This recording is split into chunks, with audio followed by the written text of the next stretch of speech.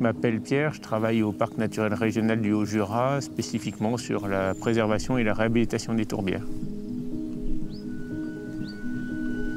Les tourbières, c'est un milieu très spécifique qui se met en place dans un endroit qui est gorgé d'eau.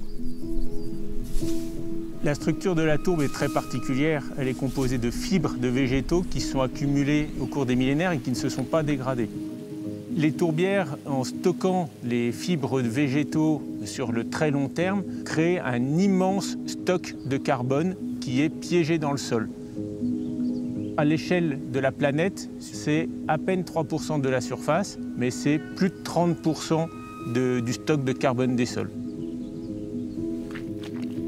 Le stock de carbone qui est piégé dans les tourbières ne peut être conservé que si l'eau y reste omniprésente. Si on abaisse le niveau de l'eau de la tourbière, soit par un drainage, soit parce que par le passé on les a exploités pour se chauffer, l'oxygène rentre dedans, les micro-organismes la dégradent et elle devient minéralisée. Le stock de carbone va repartir dans l'atmosphère sous forme de CO2, le dioxyde de carbone, un gaz à effet de serre. Les tourbières dégradées, à l'échelle européenne, c'est 5% des émissions de gaz à effet de serre liées à l'homme. Il faut ramener et maintenir de l'eau dans les tourbières. Plusieurs programmes ont été mis en place, des programmes LIFE européens, où plusieurs partenaires travaillent pour réhabiliter les tourbières.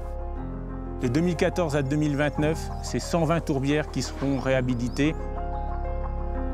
Plusieurs tourbières ont été aménagées pour que les gens puissent venir les visiter et découvrir ces milieux particuliers. Agir pour réhabiliter les tourbières, c'est quelque chose d'important et de faisable pour enrayer le changement climatique.